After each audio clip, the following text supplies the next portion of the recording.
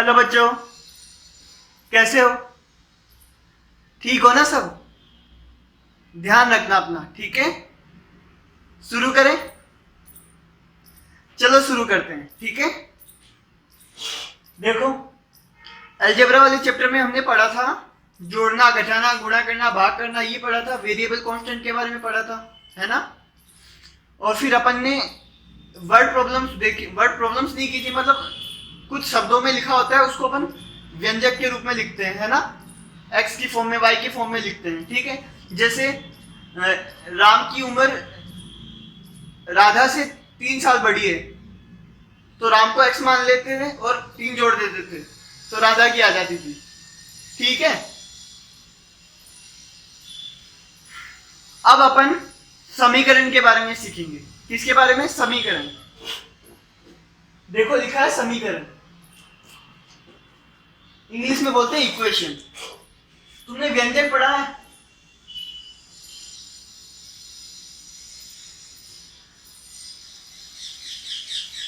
व्यंजक पढ़ा था, है ना? जैसे ये लिखे हैं ना इतने सारे, तो ये एक व्यंजक है। ये क्या है? व्यंजक है ना? पता है ना अपन को? ये व्यंजक है, ये व्यंजक है, ये व्यंजक है, ये व्यंजक है, तो ये सारे क्या है? एक व्यंजक है, ठीक है? तो व्यंजक तो हमने पढ़ लिया था। अब अपन पढ़ेंगे समीकरण। समीकरण क्या होता है? जो व्यंजक होता है ना, और एक बराबर का साइन लगा देते हैं अपन। किसका? बराबर का साइन, तो वो समीकरण बन जाती है। मतलब x + 2 = 5। अगर खाली इतना लिखता तो ये एक व्यंजक होता, है ना? बराबर का साइन आते ये क्या बन गया? ये एक समीकरण बन गया। देखो समीकरण में लिखा है समी। समी मतलब समान, बराबर। समी मतलब समान, बराबर। बराबर करना है ना हमें। इक्वेशन, इक्वेशन में देखो इक्वल, इक्वल होता है ना, वैसे देखो इक्वेशन मतलब बराबर। समीकरण में क्या होगा? ये बराबर का निशान आएगा, ठीक है? तो ये दोनों बराबर है। क्या है? ये दोनों बराबर है, ठीक है? क्या है इसका मतलब? बराबर है का क्या मतलब है? इसका मतलब है x में 2 जोड़ूंगा तो कितना आएगा? 5। x में 2 जोड़ूंगा तो कितना आएगा? 5। आई बात समझ में? तो ये एक समीकरण है, ये एक समीकरण है, ये भी समीकरण है, ये भी है। मतलब बीच में अगर बराबर का निशान होगा तो वो क्या बन जाएगी? समीकरण बन जाएगी, ठीक है? अब एक बात ध्यान रखो, मैथ में ये बराबर का निशान जो है ना, ये बहुत बहुत ज्यादा इंपॉर्टेंट है। अब आगे जितने भी चैप्टर करेंगे अपन, इसमें ये बराबर का निशान बहुत इंपॉर्टेंट होगा। अभी तक तो बराबर का निशान इतना ज्यादा इंपॉर्टेंट नहीं था, अब ये बराबर है ना, ये बहुत ज्यादा इंपॉर्टेंट है। कैसे? अभी है ना, सीखेंगे अपन धीरे धीरे, ठीक है? देखो x में 2 जोड़ूंगा तो कितना आएगा? 5। तो तुम्हें पूछे x कितना होगा, बताओ। x कितना होगा? x 3 होगा ना? कितना होगा x? 3। यहाँ पे 3 रखूंगा तब 3 + 2 5 हो जाएगा, ठीक है? तो ये एक समीकरण है, ठीक है? क्या है ये? एक समीकरण। आई बात समझ में? अब देखो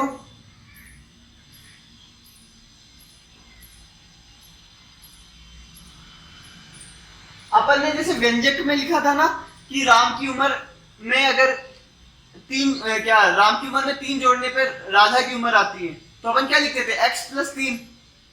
वैसे ही ये सेम समीकरण में भी सेम वैसे लिखते हैं, बस इसमें बराबर और आ जाता है, ठीक है? जैसे अगर मैं तुम्हें बोलूं कि अगर राम की उम्र में 3 जोड़ दें तो 5 आता है। राम की उम्र में अगर 3 जोड़ दूं तो 5 आ जाता है, ठीक है? तो तुम क्या लिखोगे? राम की उम्र में 3 जोड़ दोगे। आई बात समझ में? अगर मैं तुम्हें बोलूं राम की उम्र में 3 जोड़ दूं, तो राम को x मान लो, उसमें 3 जोड़ दो, ठीक है? अब मैं कह रहा हूं कि 3 जोड़ने पे 5 आ जाता है। कितना आ जाता है? 5। तो अपन क्या लिखेंगे? बराबर 5। आई बात समझ में? ठीक है। तो राम की उम्र में 3 जोड़ेंगे तो कितना आएगा? 5 आएगा। ठीक है, तो राम की उम्र को x मान लिया और 3 जोड़ा तो 5 आ गया। तो ये समीकरण हो गई है ना, ये क्या हो गई? समीकरण। समीकरण बहुत ज्यादा इंपॉर्टेंट है ना। अब आगे अपन जितना भी पढ़ेंगे इस चैप्टर में, अब समीकरण ही पढ़ेंगे। व्यंजक, वेरिएबल, जोड़ना घटाना सब हो गया। अब उन सब का यूज करके हम क्या बनेंगे? समीकरण। ठीक है, और समीकरण से क्या करेंगे अपन? समीकरण को सोल्व करेंगे, इक्वेशन को सोल्व करेंगे, है ना। इक्वेशन को सोल्व करना मतलब x की वैल्यू निकालेंगे, x का मान निकालेंगे। जैसे ये एक समीकरण है, अगर मैं बोलूं इसको सोल्व करो तो अपन क्या करेंगे? x की जगह पे क्या नंबर आएगा वो ढूंढेंगे। तो देखो, इसको सोल्व करो तो x की जगह पे क्या आएगा? 2 आएगा, तभी तो होगा 2 + 3 5, है ना। तो समीकरण को सोल्व भी करेंगे अपन, ठीक है। लेकिन उससे पहले समीकरण बनाना आना चाहिए हमें। क्या आना चाहिए? समीकरण को बनाना। मतलब अगर मैं तुम्हें बोल दूं कि राम की उम्र में 3 जोड़ने पे 5 आता है, तो तुम्हें ये बनाना आना चाहिए कि राम की उम्र को x माना, x में 3 जोड़ा तो 5 आ गया, तो बराबर कितना हो गया? 5। ये बराबर साइन बहुत इंपॉर्टेंट है, ठीक है। राम की उम्र में 3 जोड़ा तो कितना आया? 5, तो बराबर 5, ठीक है। आई बात समझ में? देखो,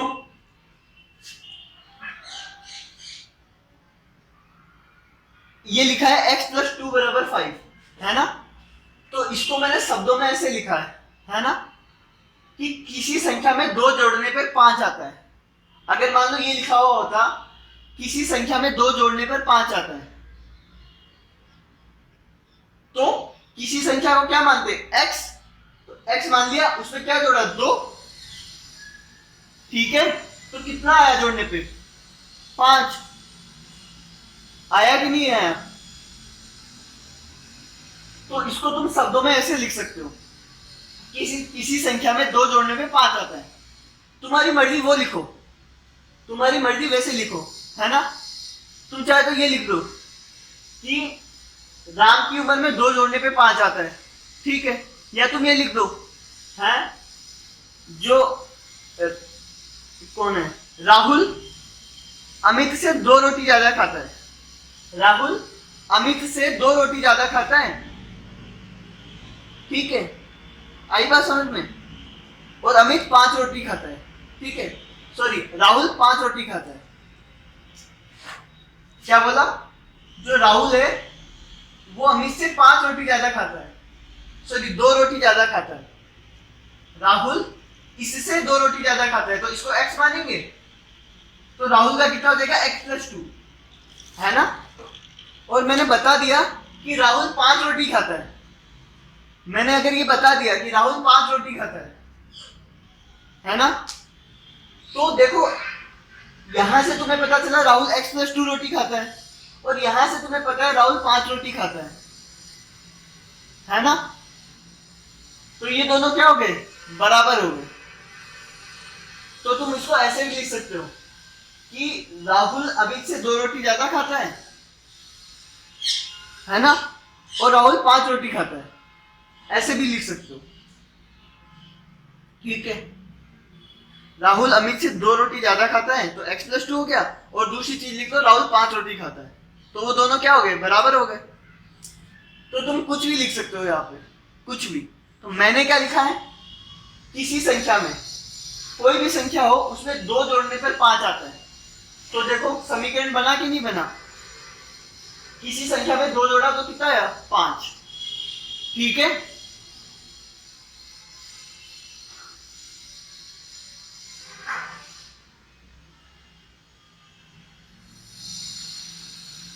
किसी संख्या में 2 जोड़ने पर 5 आता है, हो गया। आई बात समझ में? अगर मैं इतना ही लिखता कि किसी संख्या में 2 जोड़ो, क्या लिखता? किसी संख्या में 2 जोड़ो, तो ये इतना होता खाली x + 2। आई बात समझ में? तो ये व्यंजक बन जाता। अभी समीकरण क्यों बना है? क्योंकि 2 जोड़ने पे कुछ आ रहा है, 5 आ रहा है, ठीक है। जो समीकरण है ना, उसमें सबसे ज्यादा इंपॉर्टेंट जो चीज है वो है ये बराबर का साइन। अगर ये नहीं है तो समीकरण भी नहीं है, ठीक है। अगर किसी इक्वेशन में क्या, किसी एक्सप्रेशन में अगर बराबर का साइन नहीं है तो ये वो इक्वेशन नहीं होगी, ठीक है। तो समीकरण के लिए बराबर का साइन होना जरूरी है। आई बात समझ में? देखो, -x + 13 बराबर -8, क्या लिखा है? माइनस का x प्लस का 13 बराबर 8 बराबर -8। तो ये समीकरण है? हाँ है। इसको अगर तुम्हें हिंदी में अपने शब्दों में लिखना हो तो क्या लिखोगे? सीधा लिख दो, -x में 13 जोड़ दो, क्या -x में 13 जोड़ने पे -8 आता है, ऐसे भी लिख सकते हो, ठीक है। या फिर ऐसे भी लिख सकते हो, देखो ये प्लस का है, ये माइनस का है ना, तो इसमें से ये घटेगा, इसमें से ये घटाएंगे तो कितना आएगा? -8, माइनस का 8 आएगा, ठीक है। तो इसको हम क्या बोलेंगे? 13 में से किसी संख्या को घटाओ, 13 में से किसी संख्या को घटाओ तो -8 आता है। तो देखो, 13 में से किसी संख्या को घटाने पर -8 आता है, तो इसको ऐसे भी लिख सकते हैं। अब इसको अगर तुम वापिस इसमें लिखना चाहो तो क्या करोगे? देखो, 13 में से किसी संख्या को घटाने पर 8 आता है, तो 13 में से किसी संख्या को घटा दो, वो किसी संख्या को x मान लो, है ना, कितना आता है? -8। तो देखो ये सेम चीज है कि नहीं? सेम है ना ये। देखो ये भी 13 - x है, ये भी 13 - x है, 13 प्लस का है, इधर भी 13 प्लस का है, x माइनस का है, इधर भी x माइनस का है, 8 माइनस का है, इधर भी 8 माइनस का है, तो दोनों सेम चीज है, ठीक है। या फिर इसको चाहो तो तुम ऐसे भी लिख सकते थे, किसी संख्या में 13 जोड़ने, क्या सॉरी, ठीक है, 13 में से किसी संख्या को घटाने पर -8 आता है, ठीक है। लिख सकते हो ना इसको ऐसा। अब ये भाषा तुम्हारी कोई सी भी हो सकती है, भाषा तुम्हें यूज करनी है ना। मैं ये लिख रहा हूं, तुम ये लिख सकते हो 13 में से किसको घटाऊं कि -8 आए, मतलब एक क्वेश्चन के फॉर्म में भी लिख सकते हो कि 13 में से किसको घटाऊं कि -8 आए, तो 13 में से x को घटाऊंगा, ठीक है। आई बात समझ में? x लिख लो, y लिख लो, a लिख लो, b लिख लो, वो तुम्हारी मर्जी है, वेरिएबल कुछ भी लिख लो, है ना। मैं x लिख रहा हूं, तुम अपनी मर्जी से कुछ भी लिख सकते हो, ठीक है। देखो x - 15 बराबर 3, ये भी एक समीकरण है क्योंकि बराबर का निशान है बीच में, ठीक है। x - 15 बराबर 3, ठीक है। तो इसको शब्दों में कैसे लिखोगे? अगर क्वेश्चन आता है तो वो क्या बोलेगा? वो बोलेगा कि किसी संख्या में से 15 घटाने पर 3 आता है, तो किसी संख्या में से 15 घटाया जाए तो उत्तर 3 आएगा, या फिर किसी संख्या में से 15 घटाने पर 3 आता है, कुछ भी लिख लो, है ना। बस बनना ये चाहिए, किसी संख्या में से 15 घटाऊंगा तो 3 आएगा, ठीक है। या फिर इसको ऐसे भी लिख सकते थे कि किसमें से 15 को घटाऊं, किसमें से 15 को घटाऊं कि 3 आए, तो x में से 15 को घटा दो, ठीक है। तुम्हें नहीं पता ना किसमें से घटाऊं, तो इसको ऐसे भी लिख सकते थे, किसमें से 15 को घटाऊं तो 3 आए, ठीक है। देखो 8 - x बराबर 54, ठीक है। इसका क्या है? 8 में से किसको घटाऊं कि 54 आए, 8 में से क्या घटाऊं कि उत्तर 54 आए, ठीक है। तो अगर तुम्हें ये लिख कर दिया जाए तो तुमको ये बनाना होगा, और तुम्हें अगर ये लिख के दिया है तो तुम ये बनाना होगा। ठीक है, आई बात समझ में? मतलब इसको सेंटेंस के रूप में लिखना है ना, और सेंटेंस को इसमें लिखना है, जो तुम्हें दिया हो उसको बदलना होगा। ठीक है, तो देखो अपन ये क्यों पढ़ रहे हैं, क्योंकि अपन को ये समीकरण बनाना आना चाहिए। अगर मैं तुम्हें बोल दूं कि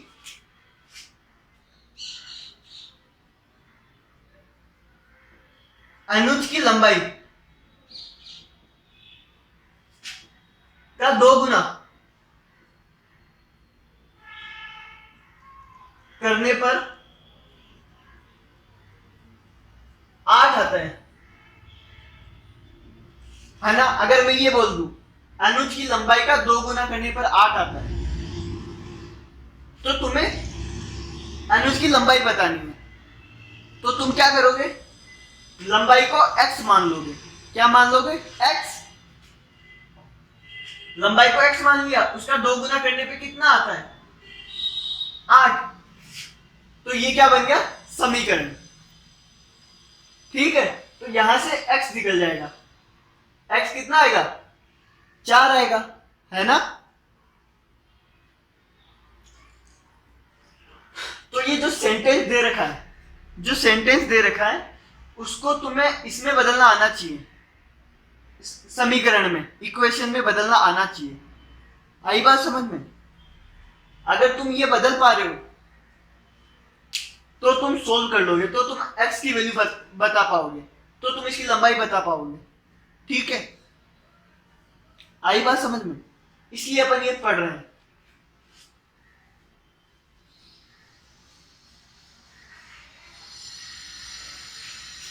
चले आगे, देखो अगला 5x बराबर 25। क्या लिखा है? 5x बराबर 25। मतलब 5 में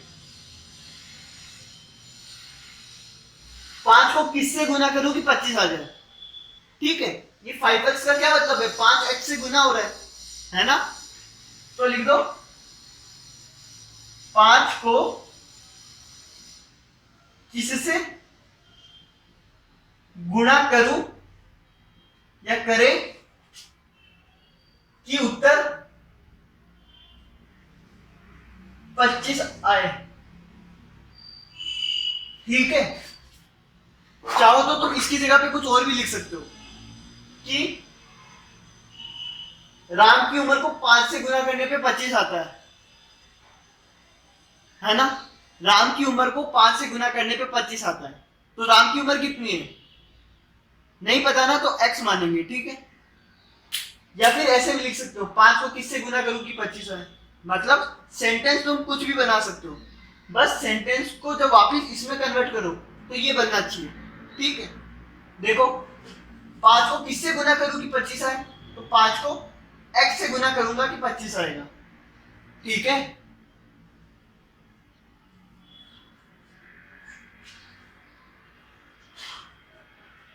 अगला देखो 2x प्लस 3 बराबर 7। क्या है? 2x प्लस 3 बराबर 7। ठीक है,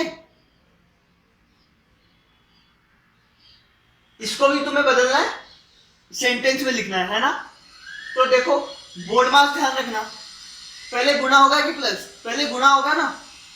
ठीक है, तो पहले ये गुणा होगा, फिर उसमें 3 जुड़ेगा, तो कितना आएगा? 7 आएगा। ठीक है, तो इसको लिखेंगे हम, किस संख्या को 2 से गुणा करूं, सॉरी किसी संख्या को 2 से गुणा कर कर उसमें 3 जोड़ने पर 7 आता है। ठीक है, देखो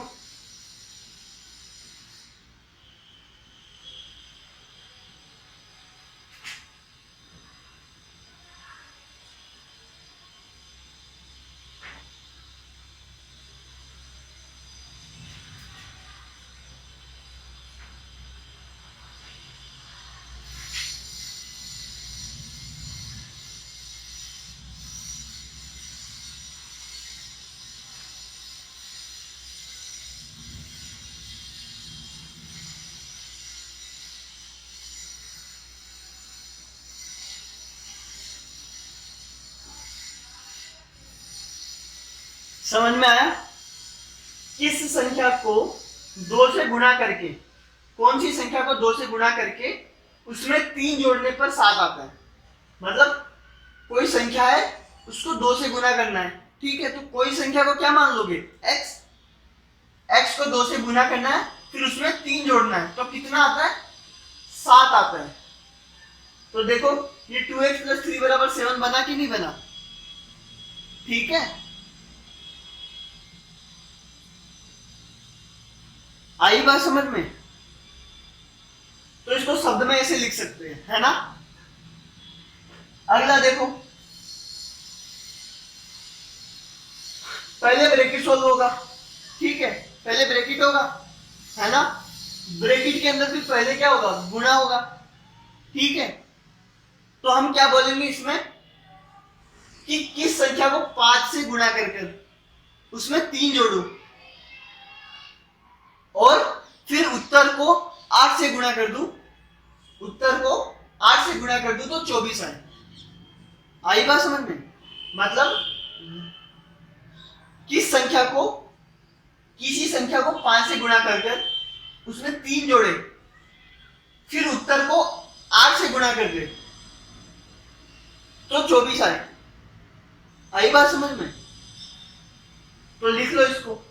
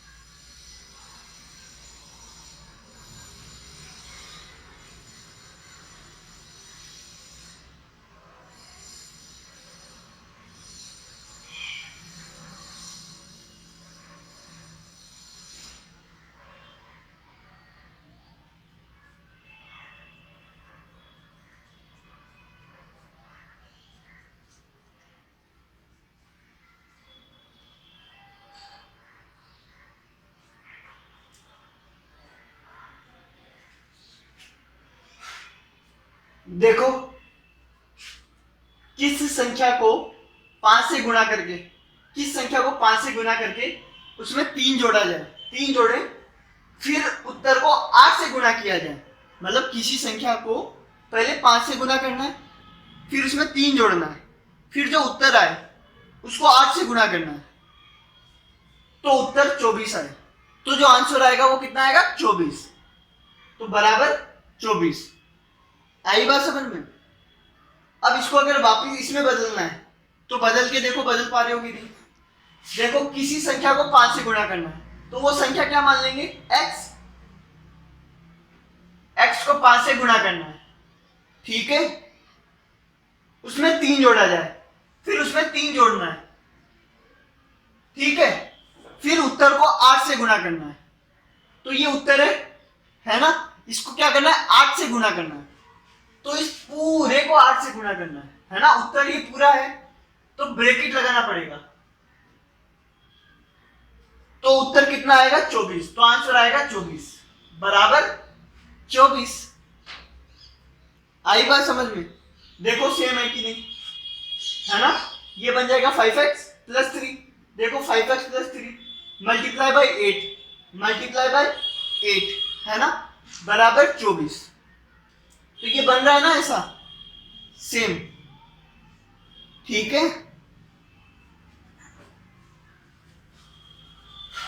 आगे देखो,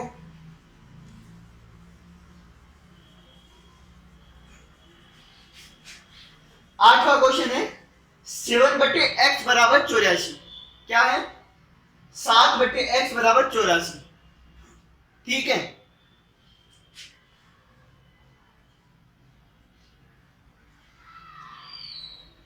ये क्वेश्चन है ना? तो 7 को किस संख्या से डिवाइड करूं कि उत्तर 84 है। ठीक है, 7 को किस संख्या से भाग दूं कि उत्तर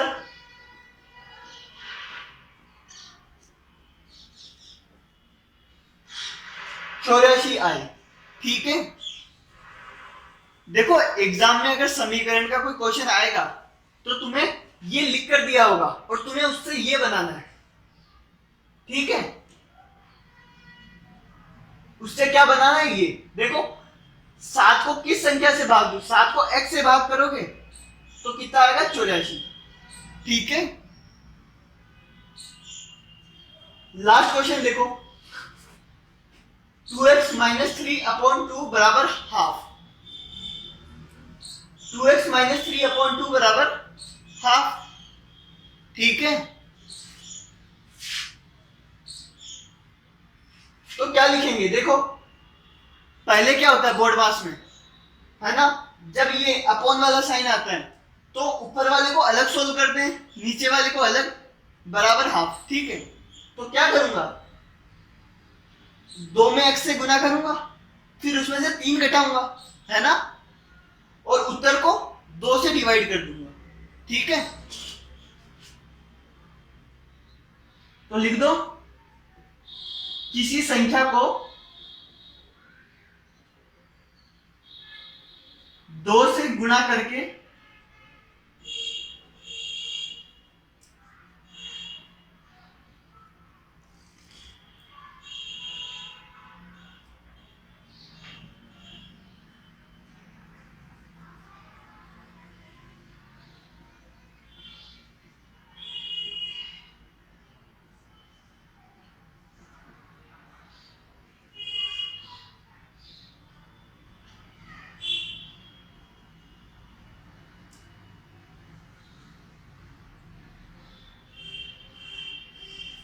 देखो किसी संख्या को 2 से गुणा करो, ठीक है, उसमें से 3 घटाओ और फिर उत्तर को 2 से भाग दो, उत्तर को 2 से भाग दो तो आधा आएगा। लिख लो आगे, तो आधा आएगा। आई बात समझ में, कर लोगे ना ये। देखो इसका आंसर यहां लिखा है ना, और इसका वहां, बाकी सब लाइन से अपनी कॉपी में उतार लेना है ना ये, और समझ में नहीं आया तो पूछ लेना। ठीक है, और बता दो मुझे समीकरण में क्या होता है, बराबर का साइन आता है ना, अगर बराबर का साइन नहीं होगा तो समीकरण नहीं होगा। ठीक है, और समीकरण बहुत ज्यादा काम आती है, क्यों, क्योंकि इससे अपन को x की वैल्यू पता चल जाती है ना। देखो यहाँ पे x कितना होगा, 3 होगा। ठीक है, यहां देखो x में से 15 गया तो 3 आया, x कितना होगा, 18 होगा, है ना। आई बात समझ में, तो x की वैल्यू यहां से पता चल जाती है, इसीलिए ये बहुत ज्यादा इंपॉर्टेंट होती है।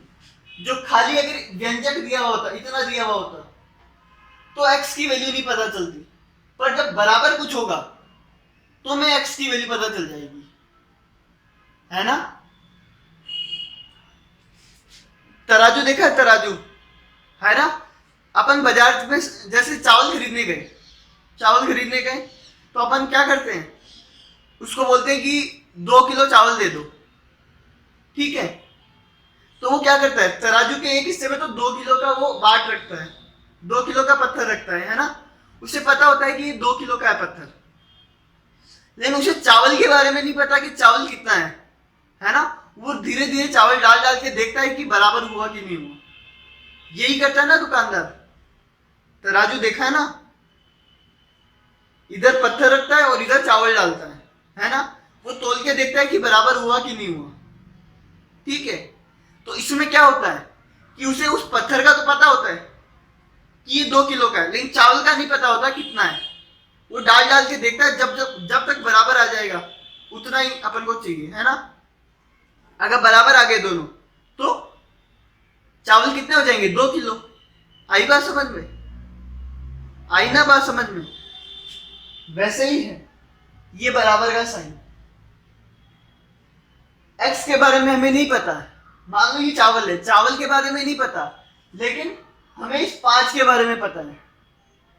तराजू के एक हिस्से पे 5 किलो रखा है ना, ठीक है।